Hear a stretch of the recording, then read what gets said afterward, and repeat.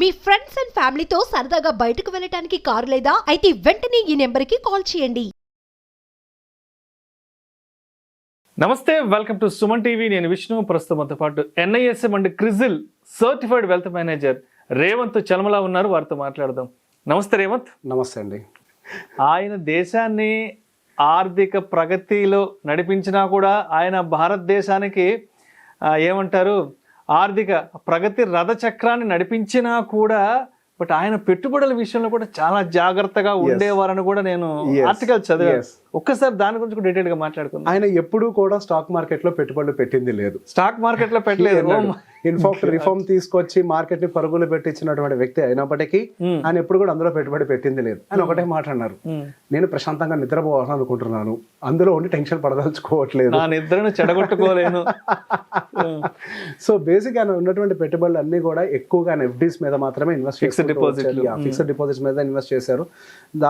Previous గా జరిగినటువంటి election nomination form లో క్లియర్ గా అది మెన్షన్ చేశారు. ఒక కేవలం కేవలం ఒక 15 కోట్ల రూపాయలు మాత్రమే ఆస్తులుగా మిగిలాయి. ఉన్నటువంటి డబ్బుల్ని జాగ్రత్తగా ఎఫ్డీలో పెట్టుకొని మళ్ళీ రీఇన్వెస్ట్ చేసి దాన్ని కొంచెం కొంచెంగా పెంచుకుంటూ వెళ్ళిందే కానీ పెద్ద ఎత్తున సంపాదించినటువంటి వ్యక్తి కాదు. గట్టిగా మాట్లాడంటే 150 గ్రాముల బంగారంతో కూడా 150 గ్రాముల బంగారం వారి శ్రీమతి గారి దగ్గర ఉన్నది కూడా. సో ఆయన ఇన్వెస్ట్మెంట్స్ విషయంలో డిసిప్లిన్డ్ గా ఉన్నారు. అండ్ ఒకవేళ నిజంగా ఆ వ్యక్తే గనక సంపాదించుకోవాలని నిర్ణయించుకుంటే ఈ రోజు ఈ దేశం అనేది ఖచ్చితంగా పేద దేశంగా మిగిలిపోయి ఉండేది. అలాంటి వాళ్ళు ఒకళ్ళు వచ్చారు కాబట్టే ఈ రోజు మనం సో కాల్డ్ ఈ ఇంటర్నెట్ యుగం, ఇప్పుడు మనం డిమాట్ అకౌంట్స్ ఇవన్నీ వాడుతున్నామా యాక్చువల్ డిజిటలైజేషన్ మొదలు పెట్టింది కూడా ఆయన గారే. ఆయన అంత నిస్వార్థంగా పని చేశారు. ఆ రోజు ఆయన మాత్రమే దీన్ని మొదలు పెట్టారు. అండ్ దాంతో పాటుగా మనకి ఇంతకు ముందు లైక్ ప్రతి NSE and coming to NSE ఆయన హయాంలోనే NSE ఈ రోజు మనం మాట్లాడుకుంటున్న NSE కూడా నేషనల్ స్టాక్ ఎక్స్చేంజ్ కూడా ఆయన ఉన్నప్పుడే వచ్చింది. సో బేసిక్ గా మనం ఏవైతే ఇప్పుడు నిజంగా మన కంటితో చూస్తున్నామో అనుభవిస్తున్నామో ఆ చేంజెస్ అన్ని, ఆ రిఫార్మ్స్ అన్ని ప్రతి ఒక్కటి తీసుకొని వచ్చి పెట్టిందే ఆయన. ఈ రోజు మనం ఇంతకు ముందు నాకు ఒక చిన్న ఎగ్జాంపుల్ కూడా గుర్తుంది. ఒక ఆర్గనైజేషన్ మాట్లాడుతున్నప్పుడు బిఫోర్ 1991 మన ఇండియా నుంచి డబ్బులు వేరే కంట్రీకి ఎక్కడికైనా పంపించాలి అన్నా కానీ అది చాలా కష్టంగా ఉండేది. RBI అప్రూవల్ ఇవ్వడం కూడా సాధ్యంగా ఉండేది అప్పట్లో. ఎస్, ఒకనొక ఆర్గనైజేషన్ మేము వర్క్ చేస్తున్నప్పుడు, ఇంటర్నేషనల్ ఆర్గనైజేషన్ లో వర్క్ చేస్తున్నప్పుడు దే సెడ్ అన్ ఎగ్జాంపుల్, 1991 కంటే ముందు విపరీతమైన కష్టంగా ఉండేది. ఇక్కడ నుంచి మేము మెంబర్షిప్ ఫీజులు అక్కడికి పంపించాలి. మెంబర్షిప్ ఫీజులు అక్కడికి వెళ్తేనే ఆ ఇంటర్నేషనల్ ఆర్గనైజేషన్ మన ఇండియన్ ఒకళ్ళు అధ్యక్షుడిగా ఎన్నుకోబడతారు. అటువంటి టైంలో ఇంటర్నేషనల్ ఆర్గనైజేషన్ మన ఇండియన్ ఒకళ్ళు ఉండాలి అని చెప్పి అప్పుడున్నటువంటి PV నరసింహారావు గారు, మన్మోహన్ సింగ్ గారి టీం దాన్ని మొత్తాన్ని సరిచేసి దానిని ప్రాక్టికల్ గా ఆ ఫైట్ లో ఎవరైతే పార్టిసిపేట్ చేశారో వాళ్ళతో కూడా క్లియర్ గా ఇంతకు ముందు మాట్లాడడం జరిగింది. సో బేసిక్ గా ఇప్పుడు సోకాల్ మనం ఇంతగనంగా బయట దేశాలకు వెళ్ళి చదువుకోవటం, ఇక్కడ నుంచి మన పెట్టుబడులు వేరే దగ్గర పెట్టడం, వేరే దగ్గర నుంచి పెట్టుబడులు తీసుకొని వచ్చి ఇక్కడ పెట్టడం, ఇంతటి గేట్స్ ఓపెన్ అవ్వడానికి, ఇంత ఈజ్ ఆఫ్ ట్రాన్సాక్షన్స్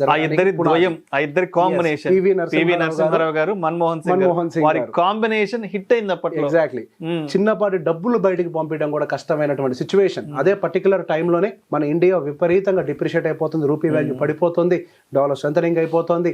విపరీతమైన సిచ్యువేషన్స్ ఉన్నప్పుడు పూర్తిగా బయటికి డబ్బులు పంపడం నిషేధించినటువంటి సిచ్యువేషన్స్ నుంచి ఈ రోజు ఫ్రీ ఫ్లో ఆఫ్ మనీ వరకు తీసుకొని వచ్చినటువంటి డెఫినెట్ గా ఒక మంచి ఎకనామిస్ట్ మన్మోహన్ సింగ్. చెప్పాలంటే 1991లో PV నరసింహారావు గారు ప్రధాని మంత్రిగా ఉండడం, వారికి ఆర్థిక సలహాదారుగా, ఆర్థిక శాఖ మంత్రిగా మన్మోహన్ సింగ్ గారు ఉండడం నిజంగా ఇప్పుడు మనం చేసుకున్న అదృష్టం. కాంబినేషన్ ఆ రోజు ఆ కాంబినేషన్, ఆ ద్వయం, ఆ ఇద్దరి కాంబినేషన్ అది చాలా చక్కగా, చాలా నిస్వార్థంగా పనిచేసింది. కాబట్టి ఇవాళ మనం భారతదేశంలో ఈ కంఫర్ట్స్ ని అనుభవించగలుగుతున్నాం నిజంగా.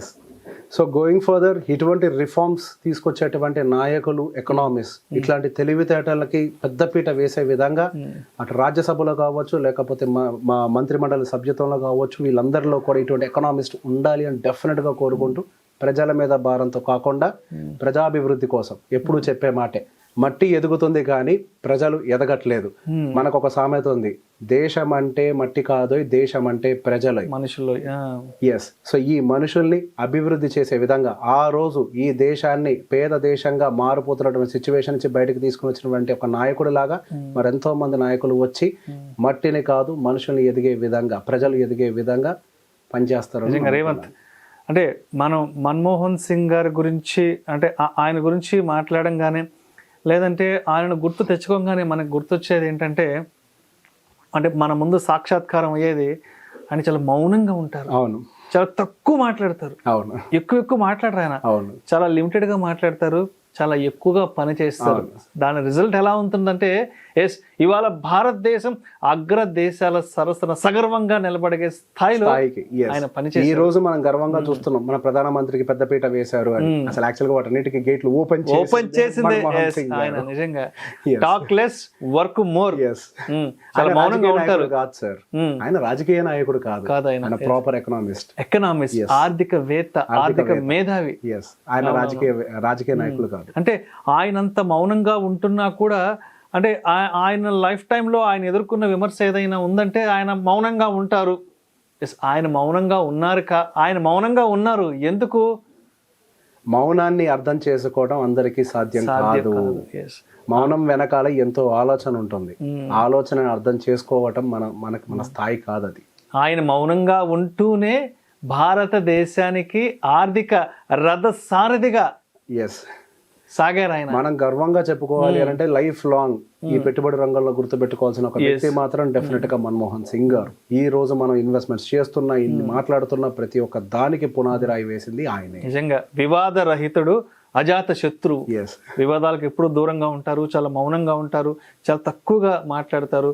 తర్వాత శత్రువుల పరంగా కూడా అసలు అంత దూరం తెచ్చుకోరు ఆయన. ఇది కూడా శత్రువులతో పగ పెంచుకుని వాళ్ళ కంట్లో పడేంత అలాంటి వ్యవహారాలు కూడా చాలా దూరంగా ఉంటారు. నిజంగా అంటే ఆయన లోకాన్ని విడిచి వెళ్ళిపోవడం అనేది చాలా బాధాకరమైన సంఘటన.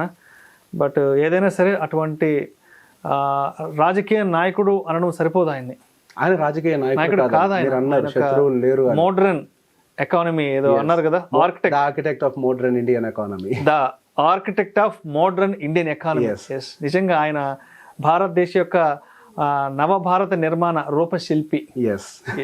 నిజంగా ఈ సందర్భంగా వారిని తలుచుకొని వారి గురించి ఇవాళ సుమన్ టీవీ వేదికగా నిజంగా మాట్లాడడం, వారికి సంబంధించిన వారి జీవిత విశేషాలని మన ప్రేక్షకులతో పంచుకోవడం నిజంగా ఎంతో సంతోషంగా ఉంది. అంటే వారు లోకాన్ని విడిచి వెళ్ళిపోయారనేది ఒక బాధాకరమైన విషయం అయితే, అంతటి గొప్ప స్థాయి కలిగిన వ్యక్తుల గురించి ఈ వేదికగా మనం ప్రేక్షకులకి కొన్ని మంచి విషయాలు చెప్పడం కూడా చాలా సంతోషంగా ఉంది. Revanth, thank you so much. Thank you అండి.